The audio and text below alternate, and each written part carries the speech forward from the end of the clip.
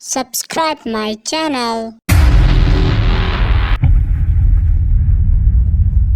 ضلع لیا کے شہر چوکازم میں ایک خوبصورت سا تالاب تھا۔ تالاب میں بہت سی مچھلیاں رہتی تھی اور وہیں ایک مگرمچھ بھی رہتا تھا جو کہ بہت خونخوار تھا۔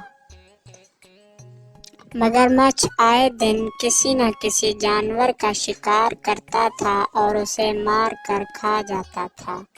سبھی جانور اس کے علاقے میں جانے سے ڈرتے تھے، حتیٰ کہ جنگل کا ہاتھی بھی اس کے علاقے میں آنے سے ڈرتا تھا۔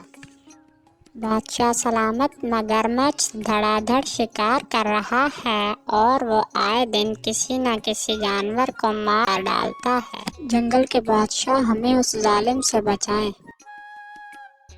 جنگل کا بادشاہ ہونے کے ناطے میرا فرض ہے کہ میں اپنی سلطنت کی حفاظت کروں، لیکن اس مگرمچھ کا پانی میں مقابلہ نہیں کیا جا سکتا۔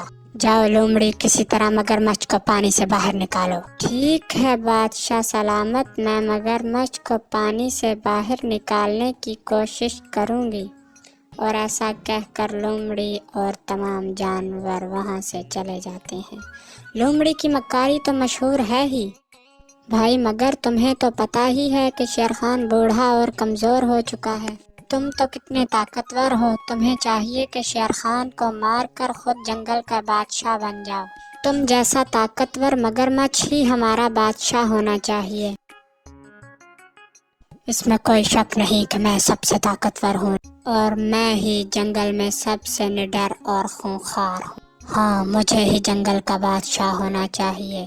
جاؤ شیر خان کو کہہ دو کہ مجھے پرانی گھاٹی میں ملے اور میرا مقابلہ کرے۔ ٹھیک ہے، اب میں شیر خان کو پرانی گھاٹی کے پاس لاتی ہوں۔ اب لومڑی اپنے مقصد میں کامیاب ہو جاتی ہے اور شیر خان کے پاس واپس آتی ہے۔